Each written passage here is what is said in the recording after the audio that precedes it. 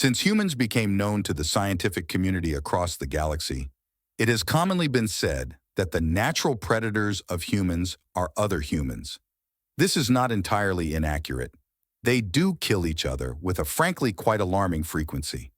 However, this is not the whole story. The human homeworld, which they rather unimaginatively call Earth, has a rich biosphere with a number of ecosystems that contain predators capable of killing a human. The diversity and lethality of Earth's apex predators is unusual by galactic standards, although not unheard of. The Gia hawk, the largest predator our ancestral Amia ever faced, tops out at about 50 kilos and is thus considerably lighter than most apex predators in Earth's ecosystems.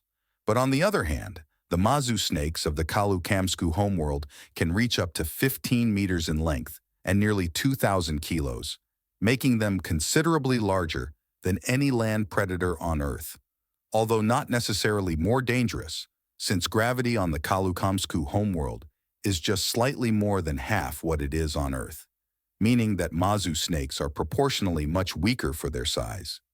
In regions where Earth's natural ecosystems are still intact, the environment would most likely be considered around grade 10 or 11 by the AMIA Science Consortium, hazardous, verging on highly hazardous, and only one grade down from the most severe classification, grade 12, extremely hazardous. In other words, humans evolved on a planet that most other sentient species would only explore via remote drone. However, like most spacefaring species, humans have long since tamed their planet and carved out large swathes where the natural ecosystems have been replaced by artificial environments. In this, humans are, for once, not unusual at all. Indeed, it is an almost universal part of an intelligent species development that as their resource acquisition becomes more and more complex, they start to alter their environment to the point where natural ecosystems break down. Either they remove their natural predators deliberately, or predator species decline as a result of habitat loss. For example, the use of nets disrupted the hunting grounds of the Gia hawk so thoroughly that in many regions of homeworld, they went extinct in prehistory.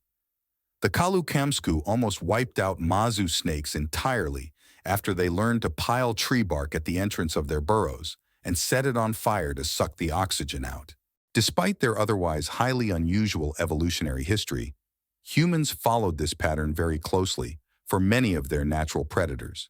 However, as so often is the case with humans, there is an important and highly unusual caveat. I encountered this personally on my trip to the Wolf 359 system. Over the past few decades, it has become more and more common to see humans in the wider galaxy beyond the small region of space they've settled. And while it is less common to see non-human travelers going the other way, a niche area of xenology dealing with humans is rapidly growing. I personally did my doctorate in the xenopsychology of Tok materialism, but I had a chance meeting with a xenobiologist who'd worked with humans while studying Zeramnia, the famous death world out past the Kianian Nebula, and he was able to put me in touch with an exchange program run by the Science Consortium that had started sending small groups of Amia scientists to human worlds, in return for introducing human scientists to interspecies research institutes. I later learned this particular xenobiologist championed the exchange program mainly because he didn't want to be the one who got sent on joint research expeditions anymore. His loss, in my opinion, although then again, I never had to go to Zeramnia. I signed up on the basis that the field of Tok research was already thousands of years old, and there was only so much blood you could squeeze from that particular stone. The Human Exchange Program had already run several successful tours of human-inhabited worlds, and none of them had resulted in the deaths of any of the researchers. I might have been a little more wary otherwise. Humans were still quite an unknown quantity, and what I did know about them was, in a word, disturbing. However, the program was getting more and more applicants every year, and interest in their publications was growing. Never be early to a party and never be late. That's my motto. As with so many things, the key to a successful academic career is timing. I had been hoping that I'd be sent to Earth itself, But competition for places was fierce, and preferential treatment was given to researchers who'd signed up in the program's early phases. Like I said, timing is everything. I was a little disappointed, but on the other hand, I would never have wanted to be the first one to test just how carnivorous humans really are. The colonies were a less popular destination, but by picking Wolf 359, I could be one of the first Amia to go there. A good place to stake out unclaimed academic territory. I already had something in mind before I left, a comparison of cultural and psychological norms in human colonies versus humans in their natural habitat, or something along those lines. Pretty dry stuff, really, but it's the kind of thing you can build a solid career on. The colonies in the Wolf 359 system were fairly developed, but still nowhere near as overcrowded as Earth, which currently has a population of over 10 billion, a little cramped for a planet that's 70% ocean.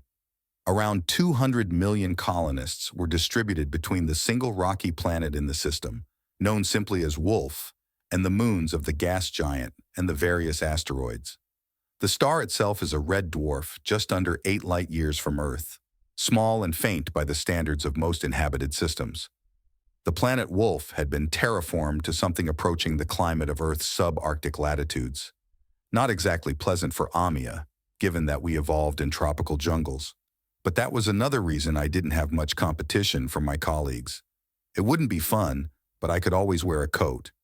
And I was genuinely interested to see how humans had adapted to living in such a harsh environment.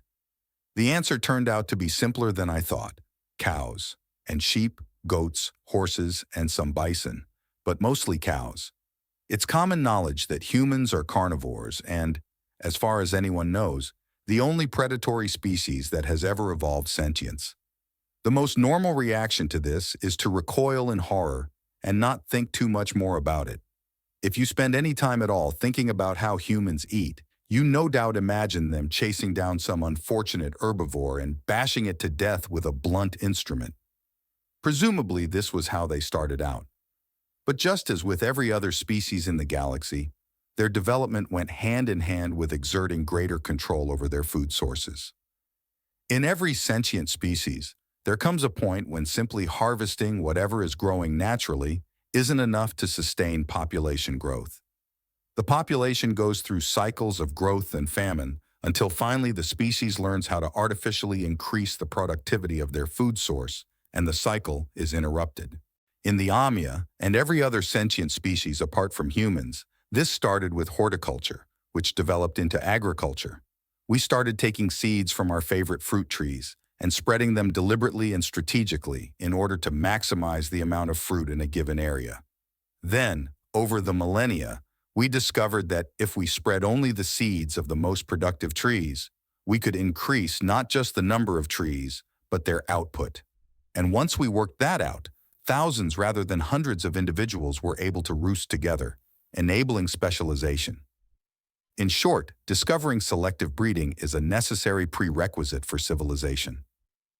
In this regard, humans were no different than any other species. But being carnivores, they didn't start with plants.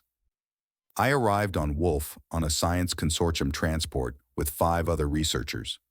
3 of them were geologists, so their activities were of no interest to me whatsoever, or any other sane person. One was an astronomer making a study of red dwarfs, who wasn't interested in the humans at all, and just found it a convenient place to study the star. The last was a political scientist who was writing a paper on human political divisions. I might be able to at least hold a conversation with him, but otherwise I could expect to have little company during my time there, and little competition. I was met by my human liaison, Professor Orson Fitzgerald. I didn't have many points for comparison at first, but now, after spending some time around humans, I can say he's fairly heavily built, even for a human male.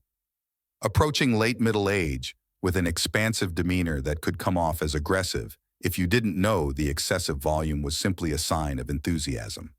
He is bald, which will never not be unsettling for an Amia, although when I first met him he did at least maintain some plumage.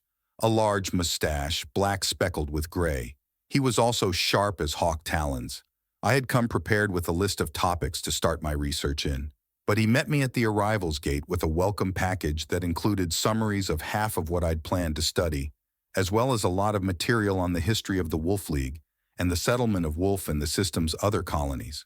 And then, on the ride to the alien-adapted hotel, he gave me a short overview of the overview. Just a bit of background on the system. It had been discovered by and named after an astronomer on Earth several hundred years earlier, Max Wolf, and then settled in the first phase of human interstellar expansion.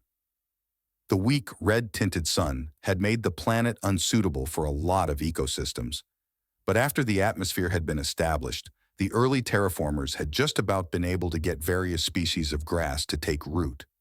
From this, they had built an ecosystem that mostly revolved around grazers, although in the last few decades, there had been some progress in developing forests in those areas that weren't now being used for agriculture. My first question was both incredibly inane and, it turned out later, incredibly pertinent. Excuse me, but why is there a very dangerous-looking animal at the beginning of all these documents? Some sort of native wildlife?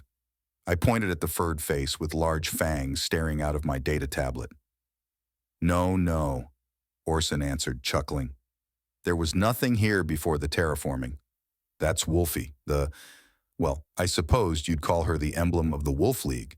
You'll see her a lot during your time here. On the flag, on the government buildings, on license plates, well, we put her on just about everything. My follow-up question was, what's a wolf?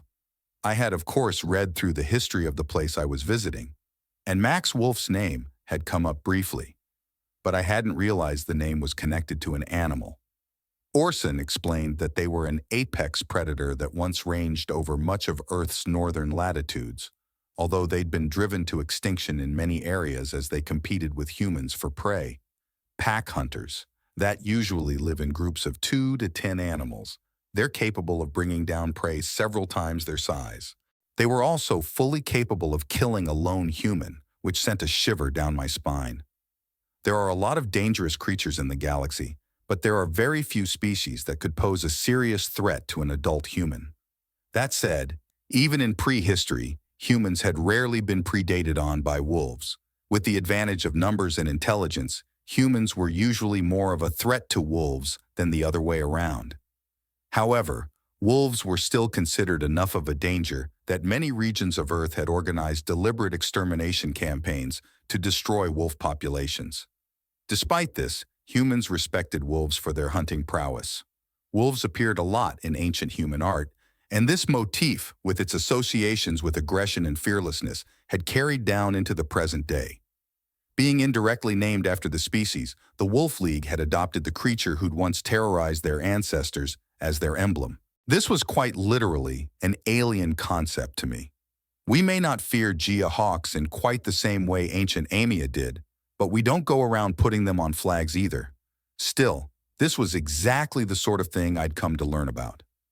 Are there any living wolves on Wolf? I asked, somewhat afraid to hear the answer. Orson smiled. We keep a couple of breeding pairs, enough to sustain a small population. Importing them from Earth was tricky, but being our totem animal, we thought we had to give it a go. They're not easy to raise here, though. The only specimens we have are kept in zoos, and they have to be pretty closely looked after. I'll take you to see the ones we have here in the city sometime if you want. I politely said I'd think about it. At that point, I had other things in mind, and none of them involved putting myself face to face with a deadly predator, even if it was behind reinforced glass. The capital city of the planet was called Lupercal, another reference to wolves. It was moderately large and built up, a population of 5 million in an area of around 20,000 square kilometers. I didn't see much of it during the journey to the hotel and made a mental note to ask about air traffic control so I could have a look at the place from an aerial perspective. I was constantly conscious of the fact that I was now among a species that was flightless, and thus had to be aware that their living spaces would not be constructed with avian mobility in mind. As it happened, I did plenty of flying in the next couple of days, although not on my own wings, and not over the city. The first thing Orson had arranged was for us to take a light aircraft and go have a look at the ranch's nearest Lupercal, Although there had been recent efforts to introduce more biodiversity in the way of trees and shrubs, the city was still mostly surrounded by grasslands, which were managed in much the same way as they had been since the planet was first settled, as pasture for herds of some of the humans' favorite prey animals. As Orson explained it, the story of Wolf was really the story of ranchers.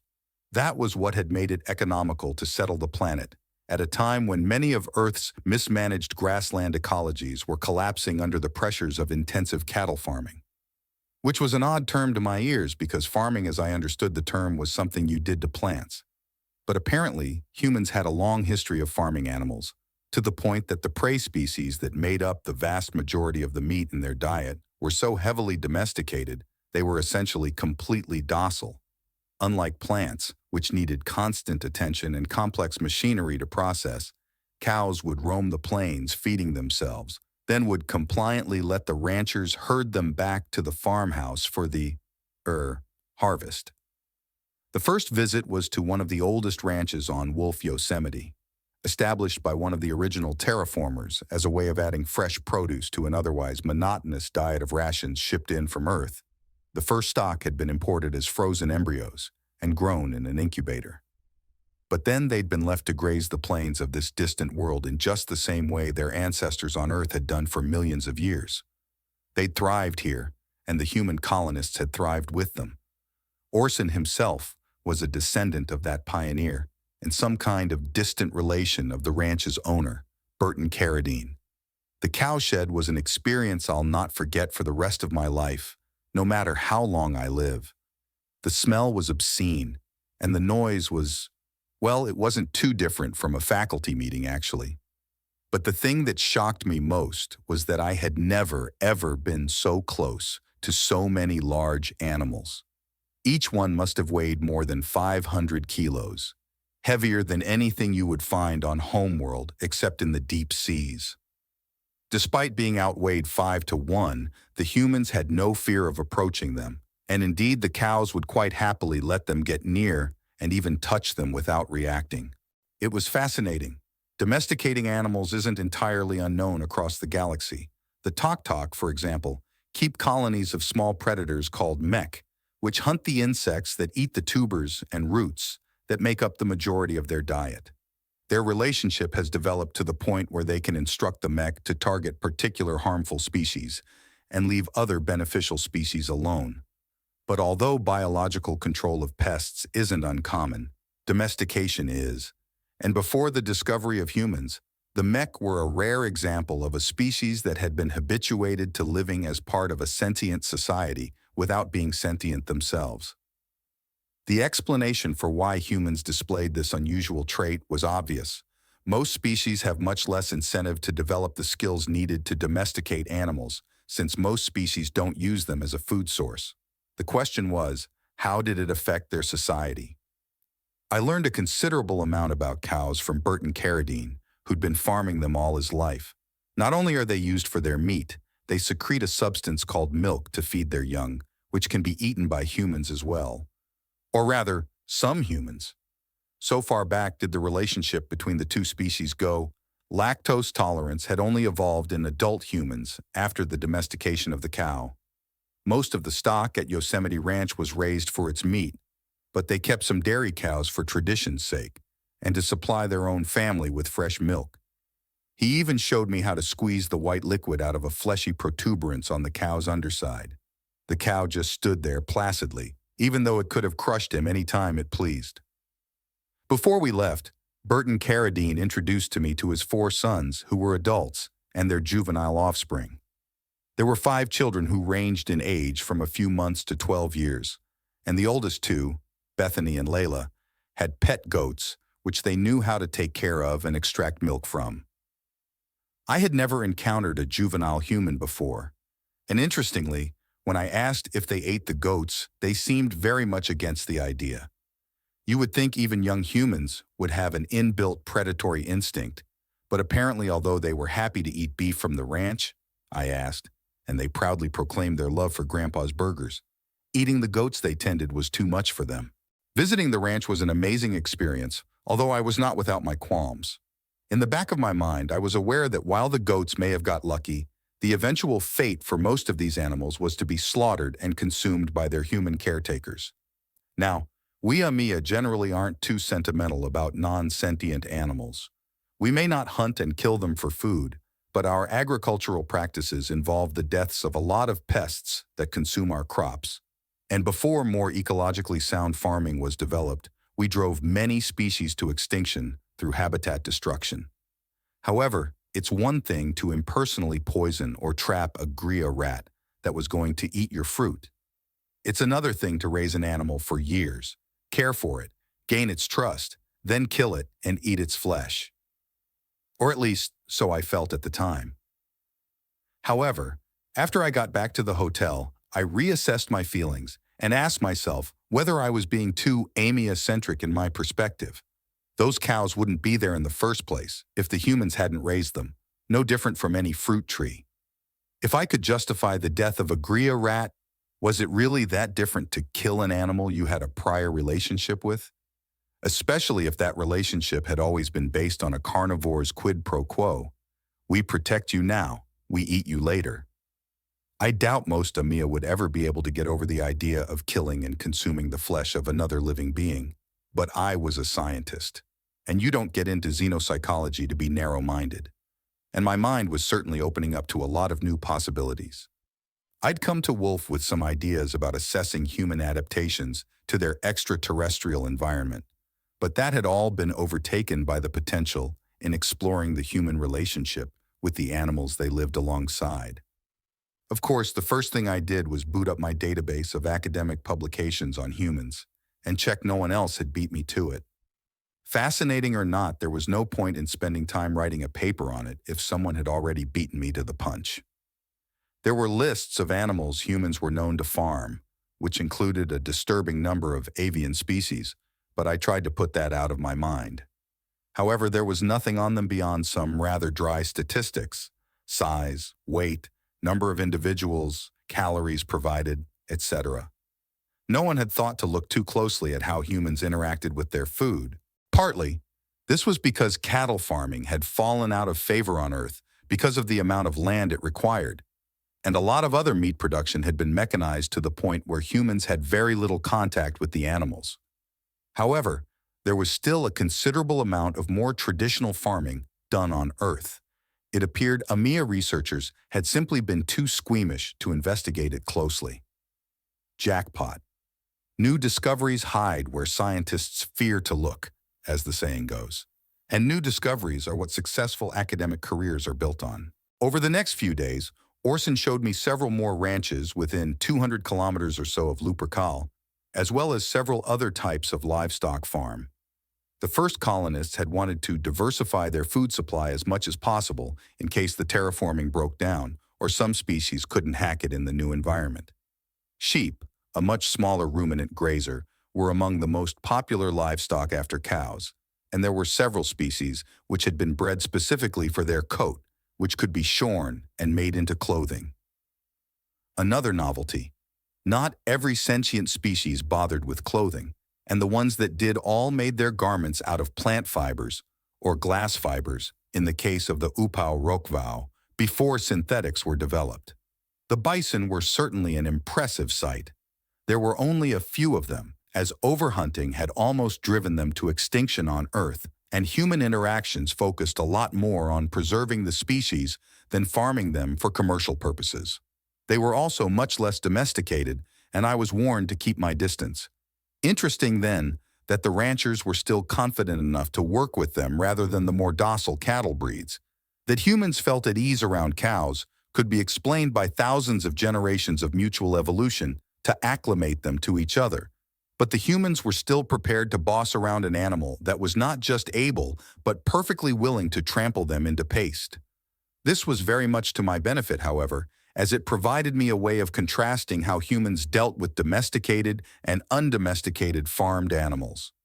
This was certainly looking like a promising area of research. I was already sketching out titles. Perspectives on Human Civilization as a Collective of Human and Non-Human Species, co-adapted to function as a single social organism. Well, titles were never my strong point.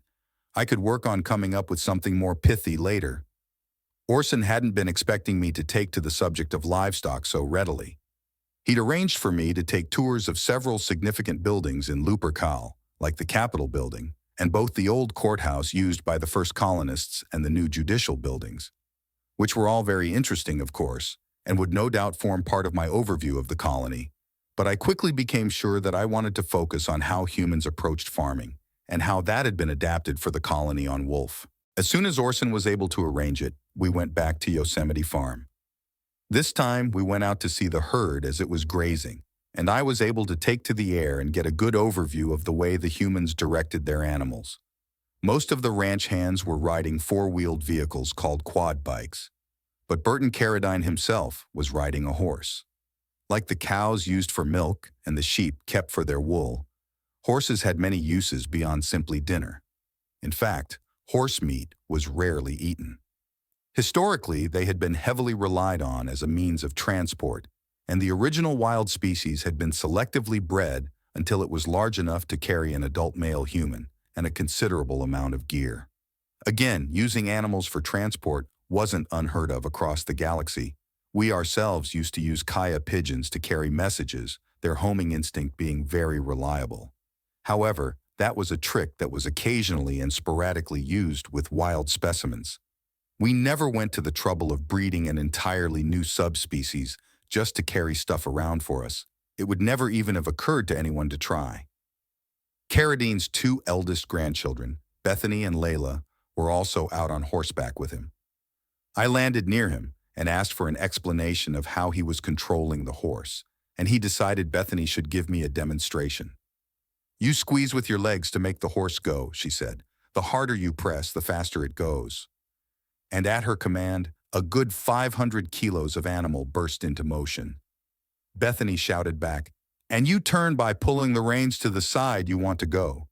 The horse wheeled round and came back, jogging along at what looked like a moderately fast pace.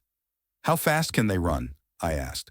"A thoroughbred racehorse can just about do 50 miles an hour over short distances," Burton Carradine answered.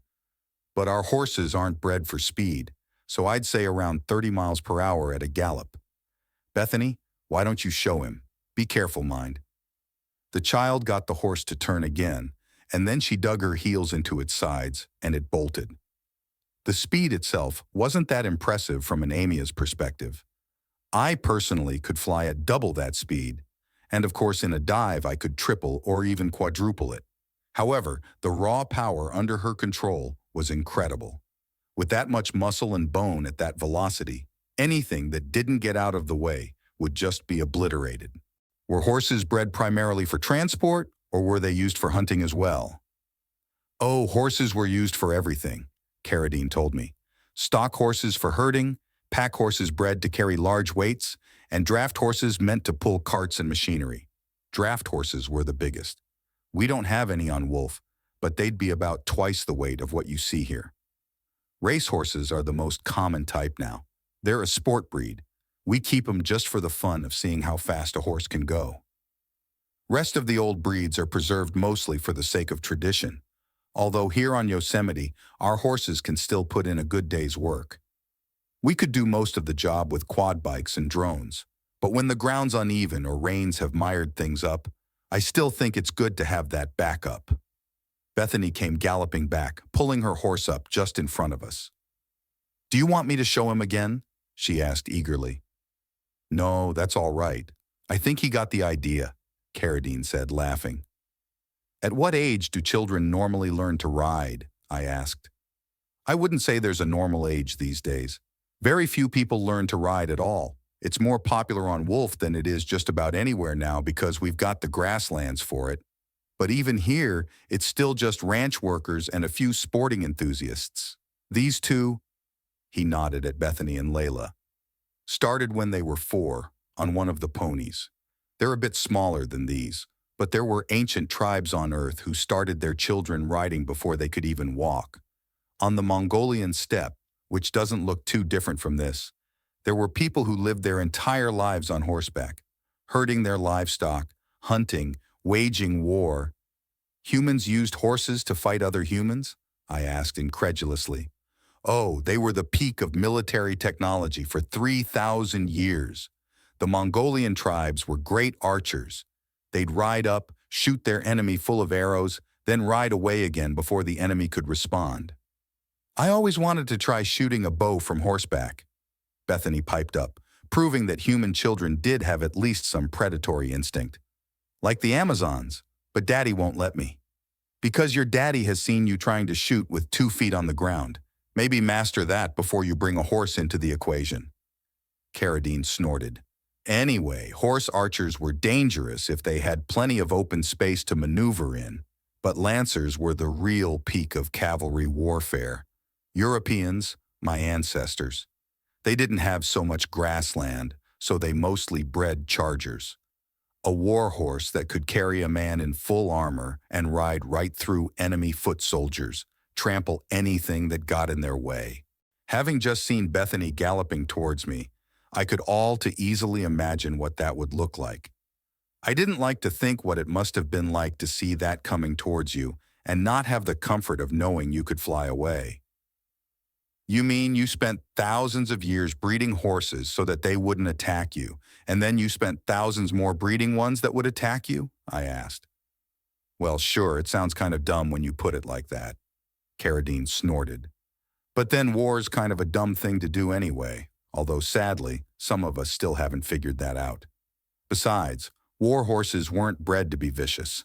They were just bred to be obedient, enough that they'd charge into a mass of frightened, screaming men, which I'm sure I don't need to say is the opposite of their natural instinct. That's really what all warfare comes down to. Discipline overcoming fear. War horses had it bred into them, but men you have to train. Warfare was such an alien concept to Amia. We used to have intergroup squabbles, of course, but we much preferred to argue without resorting to physical confrontation.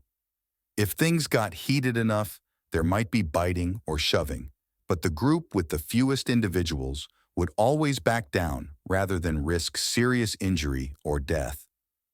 Most other intelligent species are naturally averse to violence, especially against their own kind, simply as a matter of self-preservation. I'd always thought that warfare was simply an outgrowth of humans' predatory instinct, but Carradine made it sound like aggression wasn't the primary driver of warfare. Perhaps it was the experience they gained altering other animals served them that allowed some humans to force their own kind to engage in what, from our perspective, looked like mass suicide. I wasn't sure that hypothesis would hold up. I'd have to check if human societies that made extensive use of domesticated animals were more violent than those that hunted wild. However, I was confident I'd had more fundamental insights into human culture in the last hour than most AMIA researchers managed in years of field studies. We returned to the ranch buildings near sunset, and I watched as Bethany and Layla showed me how they removed the bridle and saddle from their horses and put them in their stalls. Their father was there to supervise them, but the 2 children were able to handle the large animals without any difficulty. It was at this point Orson rejoined us. He'd declined a trip out onto the plains on the grounds his back was in no condition to handle a quad bike. He started explaining in more detail the history behind horse breeding and how the nomads who originally captured wild horses had taken advantage of their herding instinct to control them. I had thought that a herbivorous species might be relatively easy to tame, but apparently wild horses were proverbially hard to handle and could easily deliver a fatal kick. It really did seem like a lot of Earth's fauna was capable of murdering you if it decided to, and I was just about to make a note of that when I heard a noise. At first I thought it might be humans shouting, but it was too loud and too abrupt. It was also accompanied by a very animalistic snarl. Suddenly I caught a blur of movement out the corner of my eye. I turned and saw the source of the barking sounds. Dark fur, long muzzles, big teeth. I leapt into the air just before they reached me, heart pounding so hard that if I hadn't taken off, I probably would have fainted. I gained some altitude, then became aware that I could hear shouting, human shouting this time, coming from below me. Hey, it's all right, they're safe, you can come down. It was Orson, waving his arms, and apparently not in the least bit concerned that he was surrounded by a pack of wolves. I got my breath back, then came to land on top of one of the buildings. Trying not to sound too ruffled, I shouted down, "You said there were no wolves running free on this planet." "Oh no, these aren't wolves. I've seen plenty of pictures of wolves since I got here. This planet is obsessed with them. Those things are wolves." Amia had never historically had to face any threats from flightless predators.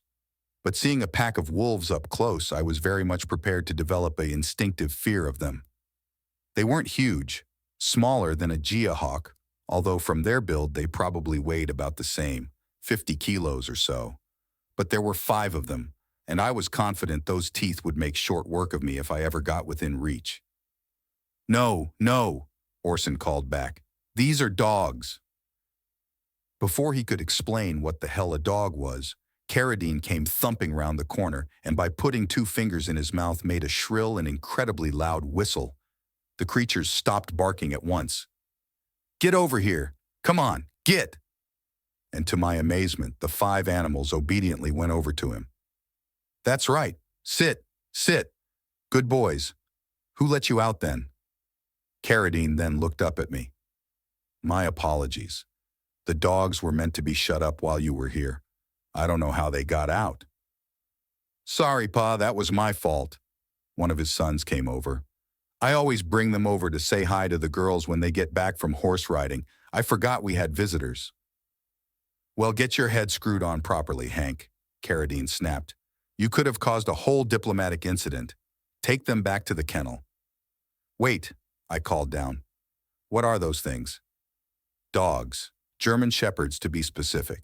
They help around the farm, herd the livestock, sniff out lost animals, that sort of thing. They look a hell of a lot like wolves." "Well, that's because their ancestors were, once upon a time. But that was thousands of years ago. We've been keeping them as pets ever since. They're called man's best friend for a reason." He chuckled and looked down at the nearest dog. "Yes, you are. You're man's best friend, aren't you, boy?" And he reached down and started scratching the creature behind its ear. From the way its tail wagged, I could only assume it enjoyed this. "Hold on!" I shouted down from the rooftops. "You mean you took one of the most dangerous predators on your planet and you domesticated it?" "That's right," Carradine replied. "In fact," Orson added, "dogs are thought to be the first species ever domesticated by humans."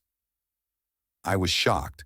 I had assumed that humans would mainly have been interested in domesticating prey species. My introduction to dogs hadn't just made my life flash before my eyes. Worse, it was upending everything I'd been planning to put in my thesis.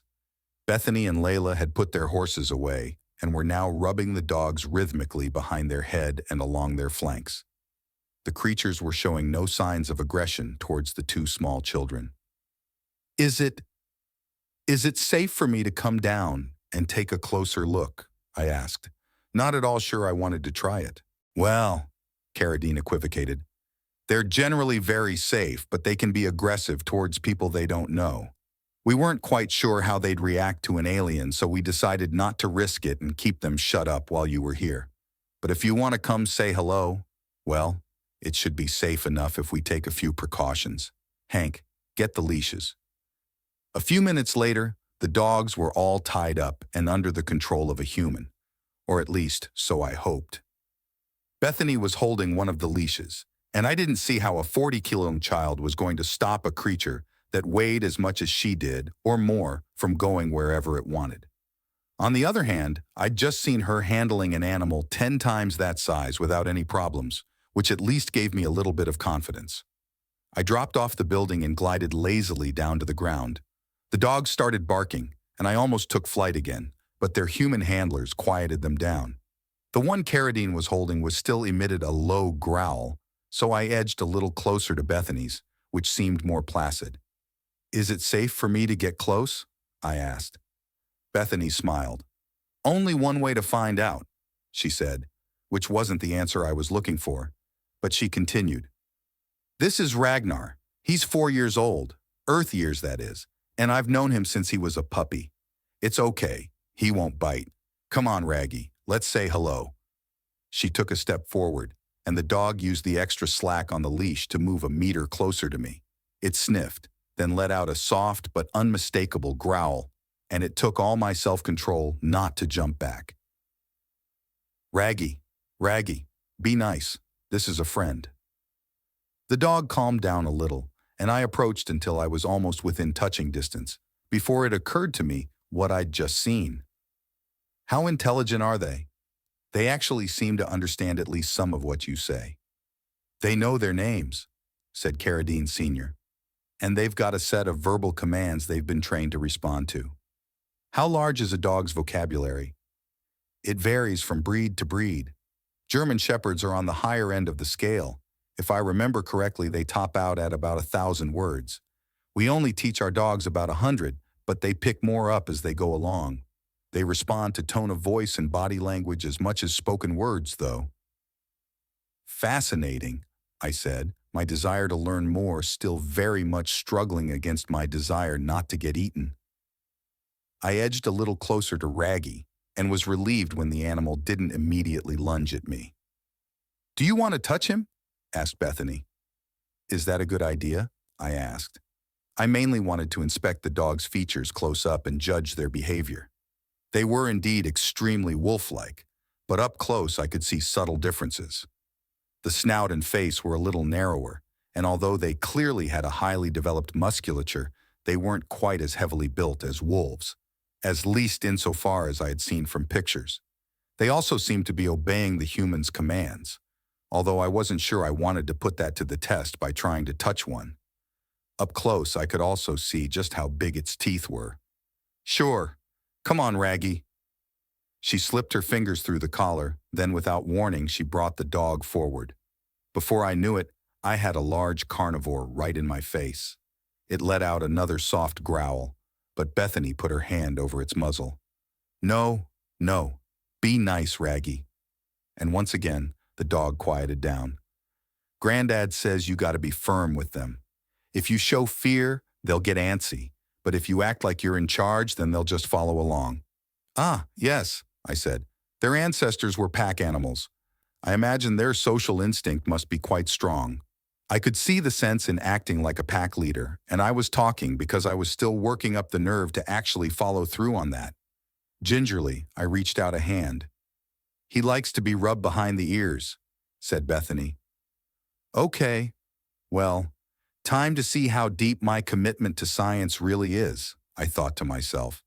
And if the dog did go berserk, I was sure the humans would be able to pull it off me in time to save me. Well, reasonably sure. I moved my hand a little closer, and when the dog didn't snap at it, I very lightly touched the top of the dog's head. Good boy, Bethany said, and it took me a second to realize she was talking to the dog, which was waiting very patiently for me to decide whether I was going through with this or not. She turned to me. "Go on, scratch his ears." I started rubbing behind Ragnar's ears, as I'd seen Bethany do, and then, very tentatively, I tried to say in English, "Good boy." Ragnar accepted this offering, then lurched forward. I almost jumped away, but Bethany yanked the dog back by the collar. "It's okay. He just wants to sniff you," she said. And indeed, Ragnar seemed more interested in seeing what I smelled like than seeing what I tasted like. "He's just curious. He's never smelled an alien before." "Smell is a dog's primary sense," Orson added. "Their eyes are okay, and they've got good ears, but their sense of smell is excellent. Far, far better than ours. They can follow scent trails that are days old over hundreds of kilometers, if need be." "A useful trait for a predator," I observed. "That's probably a big reason why our distant ancestors domesticated them," Orson said. "Humans are good hunters, but we're nowhere near as good at finding prey as wolves." "Hunting dogs were some of the most popular breeds back on Earth," Carradine added. "Not much call for them on this planet, what with there being nothing to hunt." "You said this breed is used for herding livestock?" I asked. "That's right. They were mostly intended for sheep, but you can use German Shepherds to round up cattle if you train them for it. Back on Earth, they also used to have a big role guarding the flock in areas where there were still wild wolves and bears. Very strong instinct for protecting their own pack. That's why you have to be a little careful introducing them to new people, just in case they mistake them for a threat. I had a vague idea of what a bear was from glancing over the list of Earth's native apex predators, and it was even more dangerous than a wolf. I'd heard a lot of incredible things today, but that one topped everything. You mean you took a predator and you selectively bred it to protect you and fight other larger predators for you? That's right. That was it. That was what I was going to write my paper on. I could include as part of a larger work on how humans had domesticated various animals and then transplanted them to their colonies, but the relationship between humans and dogs was a career-making opportunity. I was fairly confident that no species, anywhere in the galaxy, had ever taken this approach to dealing with predators. Although not every intelligent species had an ancestral predator they'd had to deal with as they evolved sentience, the vast majority did. And nowhere else in the galaxy had anyone ever taken one of their predator species and domesticated it, much less used it to fight other predators. The Tok-Tok had their symbiotic relationship with the mech, which had similarities, an animal species domesticated to control other animals that competed for food. But the mech fed on small plant eaters, never on the Tok-Tok themselves, and nor were they remotely capable of taking on the Tok-Tok's natural predators. Every other sentient species in the galaxy had dealt with their natural predators by either killing them outright or developing defenses like nets or walls to keep them out of shared habitats. No one, in recorded history, had ever tried to make friends with something that wanted to eat them. I was going to have to learn a lot more about dogs. Tentatively, I reached out to Pat Ragnar again. Before I could react, he jumped up on me, knocking me off my feet. Then, as the teeth closed in and my life flashed before my eyes, he started licking me, great slobbery tongue all over my face. "Sorry! No, Raggy, no!" Bethany exclaimed, dragging the dog off me. "I'm really sorry. He only did it because he likes you." Oh, good, I thought, as I lay in the dirt on the verge of a heart attack. At least I was off to a positive start with my new subject. That seemed like a good point to wrap up my visit for the day. The ride back to the city was accompanied by Orson's effusive apologies. I got back to the hotel and washed the mud, or at least what I hoped was mud, out of my feathers. It took very careful preening to get all the dog saliva out as well. Then I got to work. First, I checked the AMIA databases to see what had already been written on the subject. Virtually nothing, as it turned out. Dogs were listed under humans, domesticated species, but the entry was just a basic list of attributes like average height, weight, etc. I think most researchers who'd been to Earth hadn't even noticed dogs, and the ones that had just assumed the humans ate them. Fair enough, that would be the most logical reason a famously carnivorous species would keep a domesticated animal. But no one that thought to look deeper. Their loss, my gain. Next, I checked the human databases to see what they had on dogs. An awful lot, apparently. Far too much for me to go through without some kind of guide. And what should appear in my inbox almost as soon as I thought it? A message from Orson, with an overview of both the physiology and psychology of dogs, and their history with humans. Orson had been a welcoming and generous host so far, but if there was one thing I liked about him more than anything else, it was that the man knew his job. It was almost a shame he'd been born on this tiny colony. A mind like that would have done well in the AMIA Science Consortium. I felt a little ashamed now that when I first met him, I still was slightly afraid that he'd try to eat me. The next morning, I talked over with Orson the direction I planned to take my research in, focusing on dogs primarily, their place in human society and their transition from wolves to man's best friend, which would be in the wider context of human domestication of animals, which I would in turn present through case studies of the way that had been adapted for life on Wolf Colony. We spent most of the morning going through that, and then, in the afternoon, we had a trip to the Colonial Museum that had been arranged a few weeks earlier. The artifacts from the original terraformers and the early years of the colony were interesting, but as I was politely nodding along to the tour guide, my mind was racing with much more canine-focused ideas. The next day, however, Orson had a treat for me. We were going to a park. Amia cities tend to be built around, above, and sometimes inside trees. But humans usually draw a hard distinction between city and not city, and only a few areas of green space were set aside for exercise and recreation. Because it was a public space, he couldn't clear the area in advance of our visit, so I received a lot of somewhat uncomfortable stares. I'd gotten very good at ignoring the fact that I was surrounded by millions of carnivores, but being the center of attention wasn't the most enjoyable experience.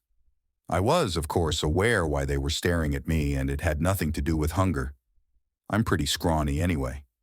Alien visitors are rare in human space in general, and certainly on a colonial outpost like this, there wouldn't be more than a few dozen on the entire planet at any one time. I was in all likelihood the first alien these people had ever seen in person.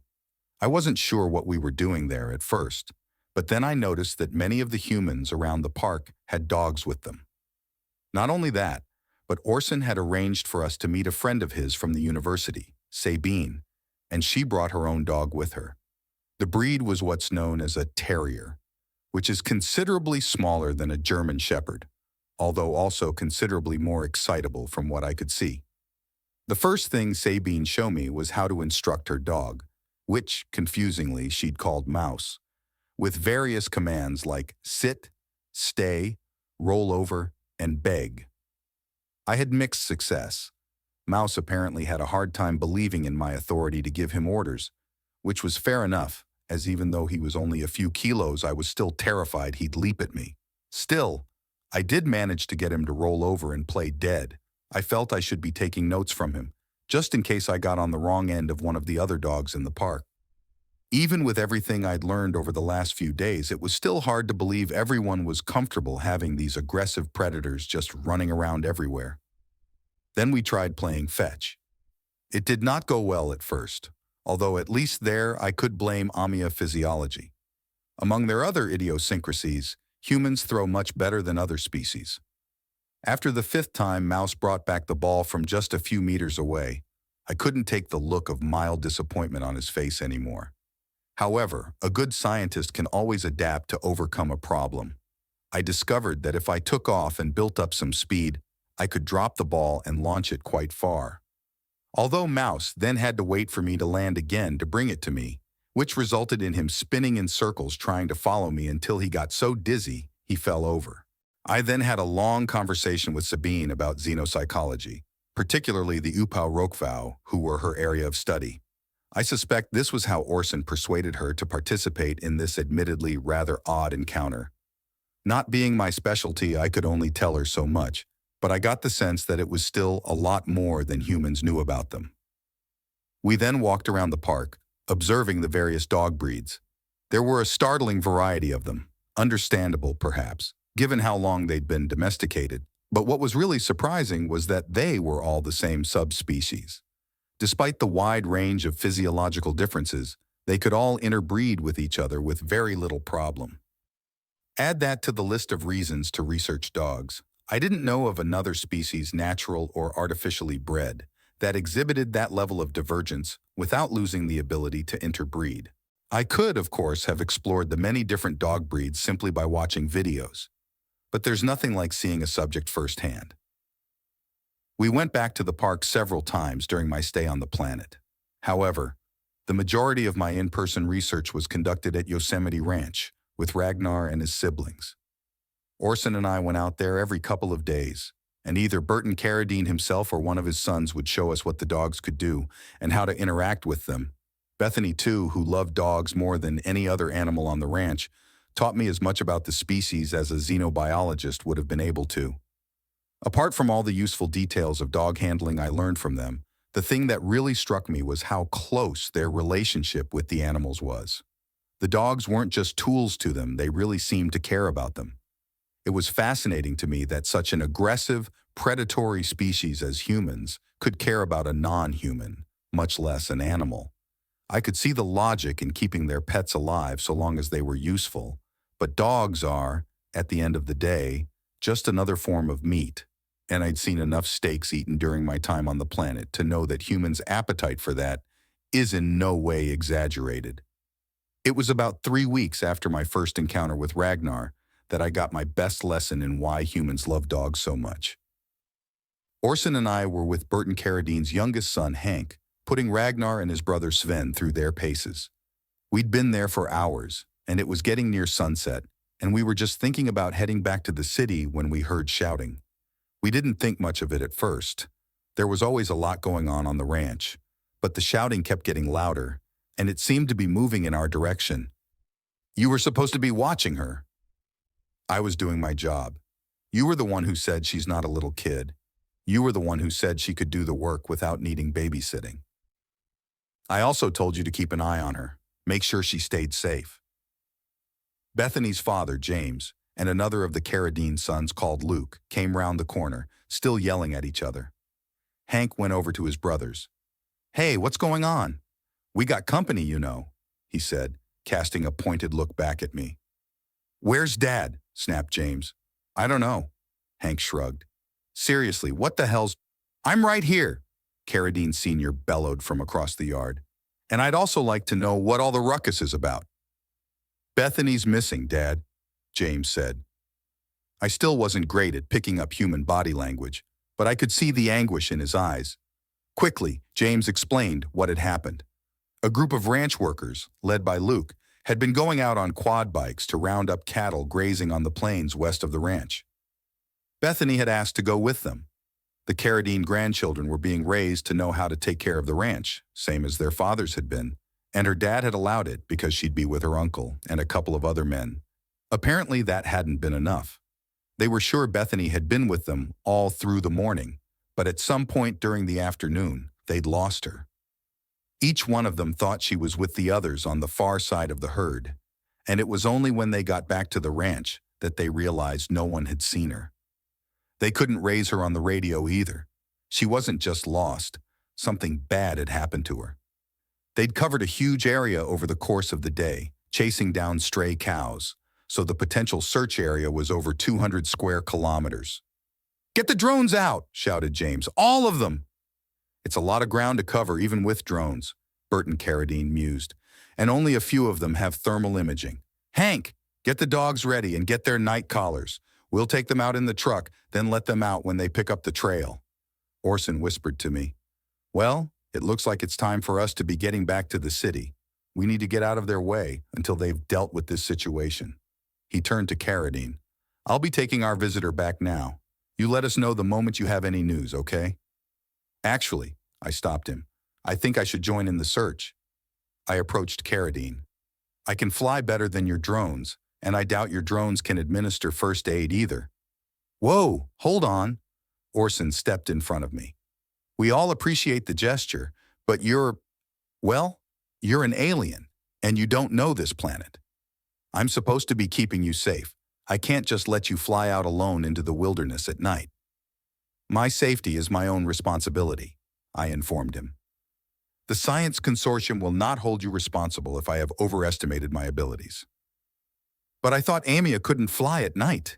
"Well, we're not natural night flyers, but we all have to take classes, and I passed mine with distinction." More than a decade ago, I added in the privacy of my own head, and I could count on one hand the times I'd tried it since, but they say once you've learned, it's a skill you don't forget.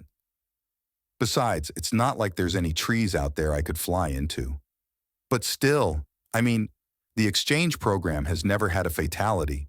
Orson looked pained, and I could appreciate his dilemma, and what it would mean for relations between Amia and humans if it turned out I was about to do something really stupid. He finally came to a conclusion. "Oh, hell, for Bethany's sake." "Can you see in the dark?" asked Carradine. "No, but I can follow them." I pointed at the dogs, who were being fitted with collars that had bright lights on them, color-coded for the dog. "Well, all right then." Carradine nodded. "Someone get this guy a first aid kit." The search party was underway less than 5 minutes later. Only 10 drones had the range to cover that kind of area, and only 3 of those had thermal imaging. They went buzzing off ahead of us with pre-programmed search patterns. It would take them a long time to go over the whole area, but hopefully we would get lucky. The truck, dogs lying in its open bed, was much slower, as were the quad bikes. The grasslands were flat, but there were enough fissures, hillocks, and small river channels that it wasn't safe to go full speed at night. I glided above. Amia are better suited for sudden bursts of speed and sharp turns than long-distance flying, but I could cover a few hundred kilometers before I had to stop. And although I wasn't nearly as fast as a drone, I was still a lot faster than the ground party.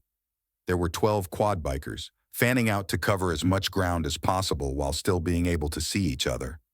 But even between them and the drones, I didn't think they'd be able to cover all the search area before dawn. I let one of the day's last thermals take me up high, then started dropping to gain speed. The plains were now stained a deeper shade of red under the last rays of setting sun. The red dwarf's light was never very warm, and as darkness fell, the temperature would start to drop rapidly. With nothing to do but glide, I had time to wonder what had happened to Bethany. Was she even still alive? If she was most likely injured. Wolf was a harsh planet. An injured child, alone on the plains at night. We had to find her quickly, especially since I wasn't much better adapted to the cold than she was. I'd elected not to wear my thermal vest and leggings, as covering my feathers would impede my aerodynamics. I was hoping my natural insulation would be enough. Tropical or not, Amia still have a fairly high flight ceiling, and I could cope for a while in low temperatures and low atmosphere. But the colder it got, the more it would sap my energy. I kept my eyes out as I sped over the grasslands. We Amia have much better eyesight than humans, for obvious reasons, since humans rarely need to look at things 1,000 meters below them. But we don't have any better night vision than they do. As the last of the light faded, I was forced to head towards the lights of the ground vehicles, which were painfully slow. An hour or more must have passed, circling lazily overhead as the humans struggled along down below. There was still nothing from the drones.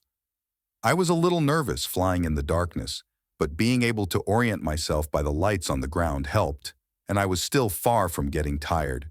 But I could already feel the chill of night setting in. Then, as I drifted low over the truck, I heard the dogs suddenly start barking. I hoped that meant they'd caught her scent. The truck stopped, and I saw Carradine get out. I wasn't quite sure how he'd get the dogs to tell him which direction Bethany was in, but he waved a piece of cloth in front of them, and I realized it was a shirt I'd seen Bethany wearing. Then he opened the bed of the truck, and the dogs shot off into the night. I flapped furiously to gain altitude again. I'd seen dogs run at the park, but out here on the plains, where there were no obstacles at all. Those things are fast, and they didn't seem to be slowed at all by the darkness. Looking below me, I could see the multicolored lights of their collars quickly pull away from the quad bikes trying to follow them. Soon, I was the only one keeping up with the dogs. I could still see the lights of the quad bikes and the truck behind us, but they were at least a kilometer away and falling even further behind. The dogs looked like they were having the time of their lives, bounding through the grasses, barking excitedly. As if to say, "You've seen us within the constraints of civilization. Now let us show you what we can really do." I could almost see the wolves on ancient Earth, chasing down cows, or horses, or humans. And these were the creatures humans had decided to bring into their homes. But I'd spent enough time with Ragnar and his siblings to know the difference between a dog and a wolf. They were as loyal to Bethany as she was to them. However, I was worried that they were just running for the sake of it rather than following a trail. Surely nothing could run that fast and still keep track of a faint scent trail. Then they stopped and milled about on the same patch of ground for a minute or two, sniffing and barking. I was about to report back that they'd found something, although I couldn't see anything, when the lights took off again in a new direction. Again, I frantically tried to get some altitude so I could follow them. The last time I'd stuck to a regular exercise schedule had been before I started my doctorate, and I was really starting to feel it in my flight muscles. Well, back in school, my physical education teacher always warned me I'd regret not taking his class seriously. I doubt he was thinking I would one day end up on the other side of the galaxy, searching for an alien child. But he had a point. You should always be prepared. Was I prepared to find Bethany dead? I'd spent quite a lot of time with her over the past few weeks, maybe more than any human apart from Orson. Of course, as a scientist, I had a certain amount of professional detachment. I was here to study these people and their society after all. However, the hell with objectivity. My heart was pounding in my chest as I pushed on up into the sky, but I kept driving myself further to keep up with the dogs. If there was even the slightest chance of finding her alive, I wasn't going to let that girl down. I managed to get enough height to level out again and glide for a while. The dogs were still running along below, but even they were starting to slow down. However, they were stopping more frequently, circling a particular spot, sniffing about, then taking off again. I hoped this meant they were finding stronger and stronger traces of her. However, we were several hours past sunset now.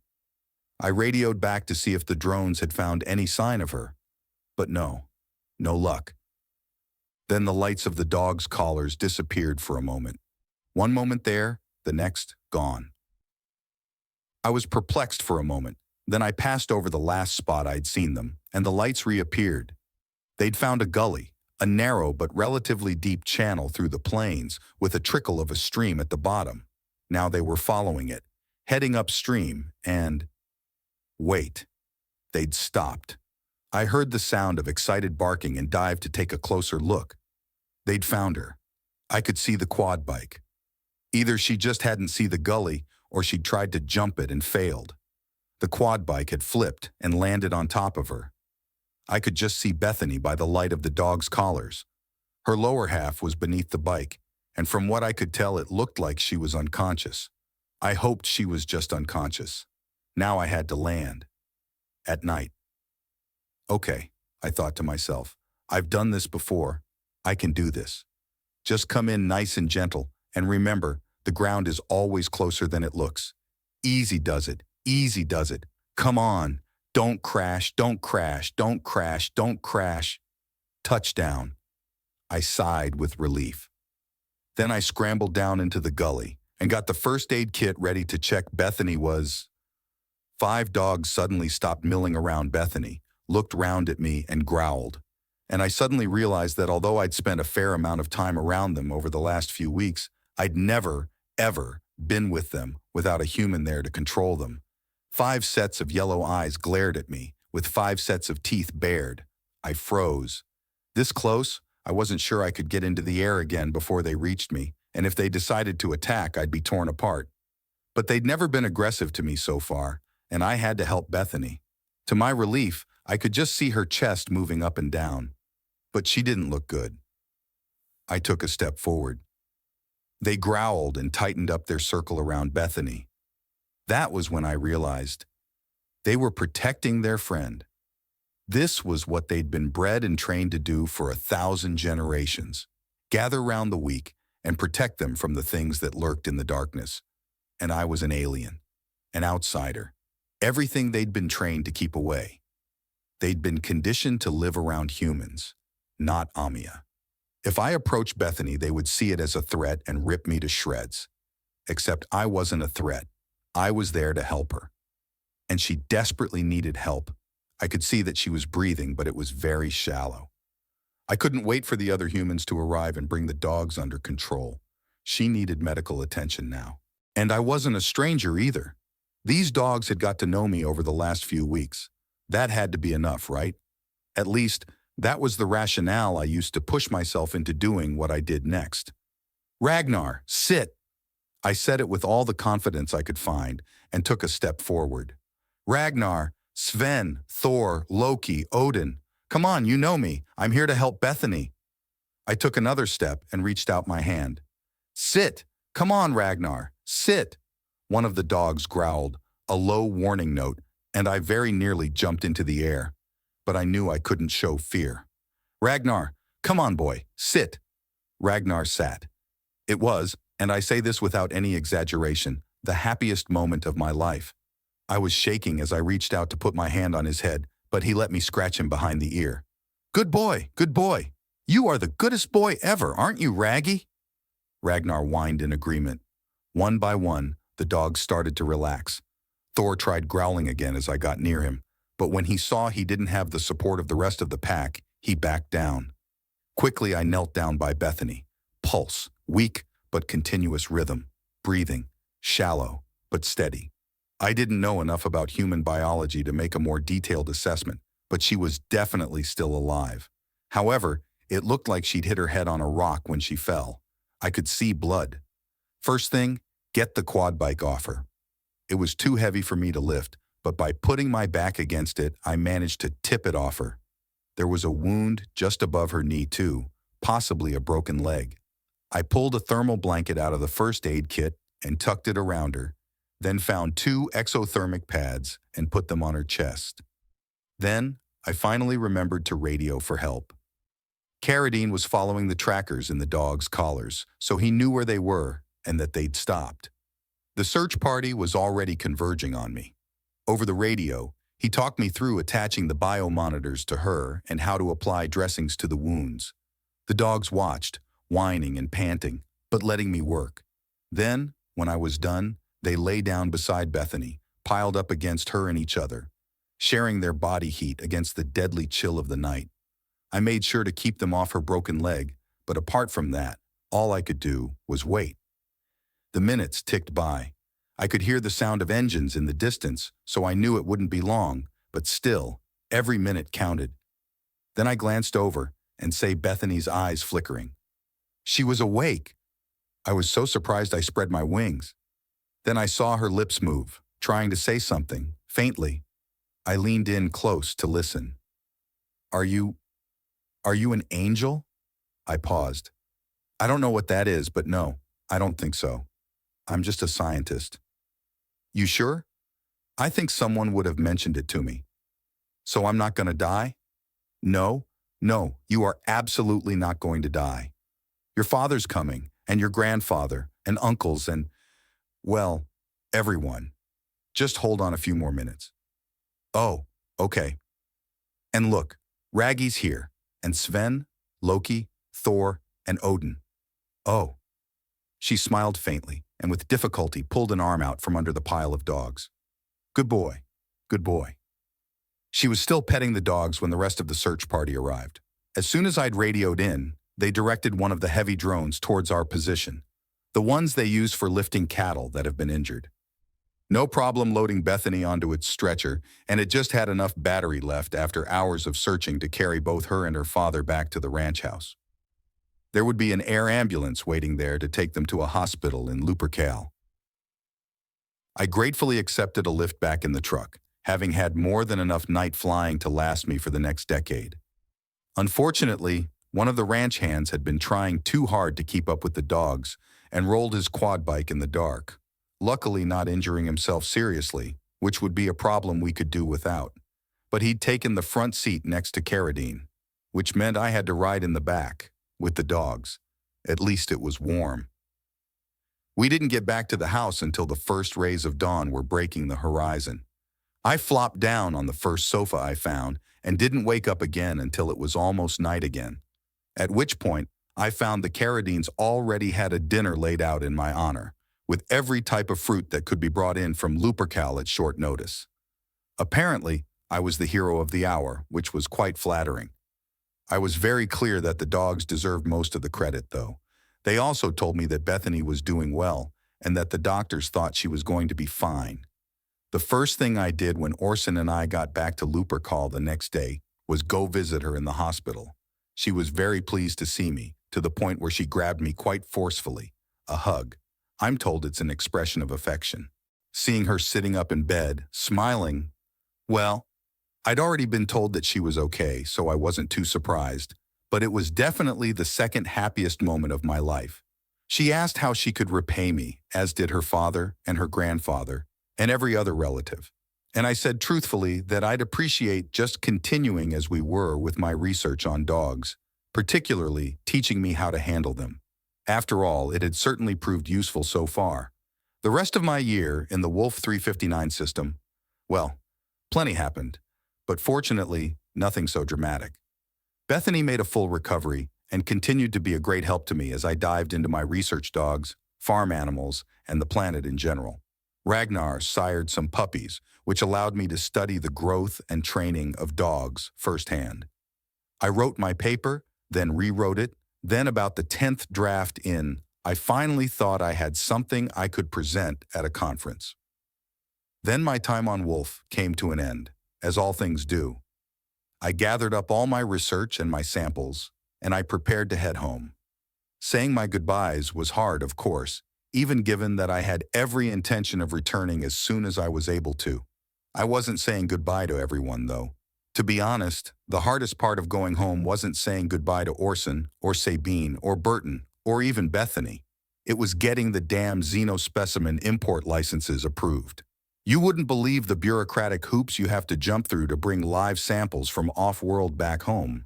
However, the look on my colleagues' faces when I walked out on stage trailing a pack of German shepherds, carefully trained from puppies to bark, howl, and snarl on my command.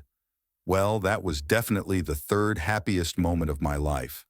Dogs may be a human's best friend, but I'm pretty fond of them too.